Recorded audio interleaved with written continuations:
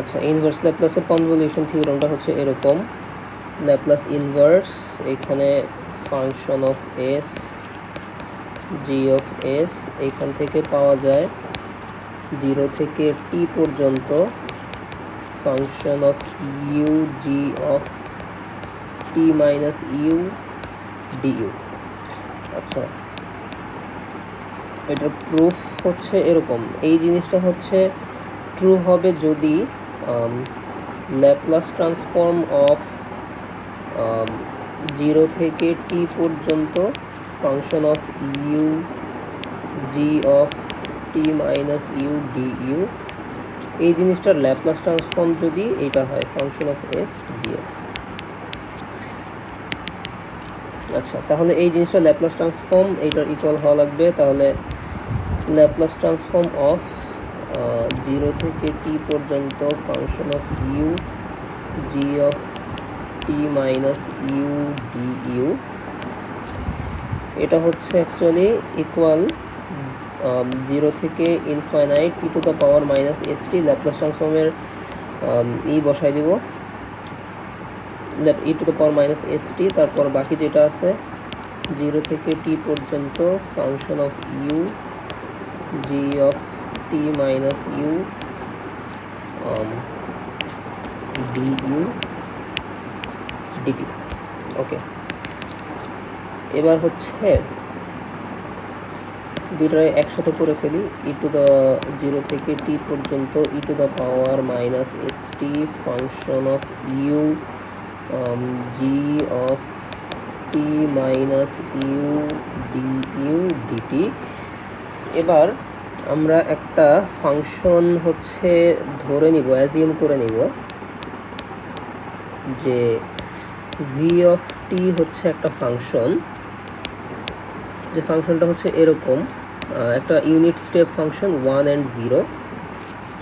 এটা আমরা ধরে নিব ইউ ওয়ার্ল্ডের জন্য। 1 and 0 পাওয়া যাবে যখন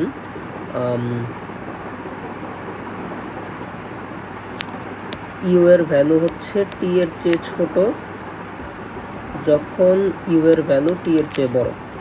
এরকম আমরা ধরে নিলাম একটা ফাংশন, একটা ইউনিট স্টেপ ফাংশন, যেখানে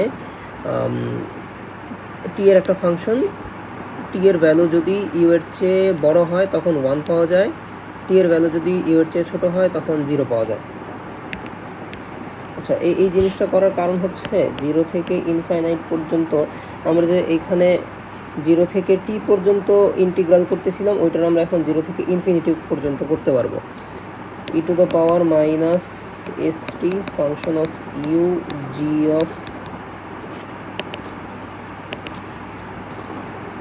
টি মাইনাস ইউ সাথে যদি আমরা ভিটি গুণ করে দেই, তাহলে এখন এটা আমরা 0 থেকে ইনফিনিটি পর্যন্ত করতে পারতেছি।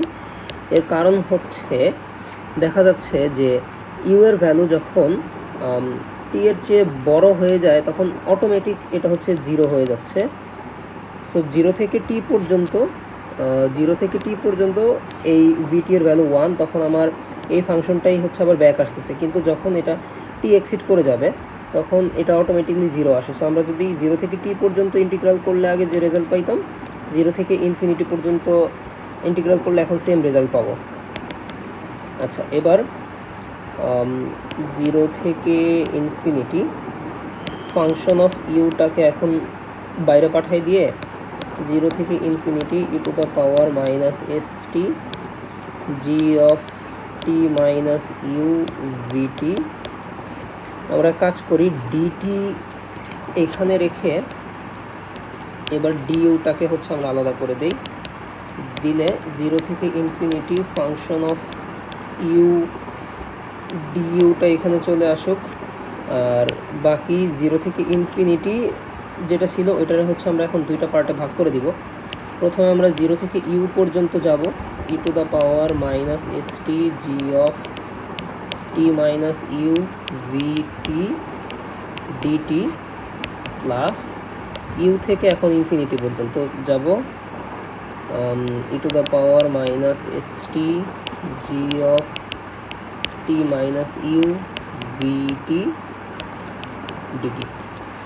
আচ্ছা, এখন জিরো থেকে ইউ পর্যন্ত, তাহলে জিরো থেকে ইউ পর্যন্ত এখানে জিনিসটা দেখা যাচ্ছে কি আমরা টি এর জন্য করতেছি, তো অবভিয়াসলি জিরো থেকে ইউ পর্যন্ত এখানে হচ্ছে আমরা এটা জিরো পাচ্ছি, ইউ এর ভ্যালু হচ্ছে বড় টি এর চেয়ে, মানে টি এর ভ্যালু হচ্ছে ইউ এর চেয়ে ছোটো হচ্ছে এখানে জিরো থেকে ইউ পর্যন্ত প্রত্যেকটা ভ্যালুর জন্য। এটা হচ্ছে এখানে ভিটি হচ্ছে অলরেডি জিরো, আর এখানে ভিটির ভ্যালু হচ্ছে 1 পাওয়া যায়। সো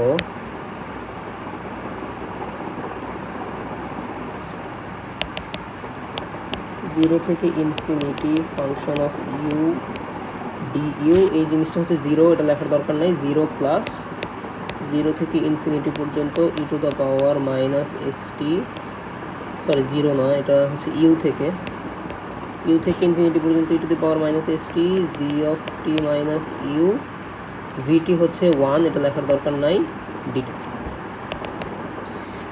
এবার টি মাইনাস ইউকে যদি আমরা অন্য একটা কিছু ধরে নেই, লেটস সে এম, তাহলে ডিটি হচ্ছে ডিএম। টি যদি টেন্ডস টু ইউ হয় m should be tends to zero, t যদি টেন্ডস টু ইনফিনিটি হয় m should be tends to infinity. So zero to infinity function of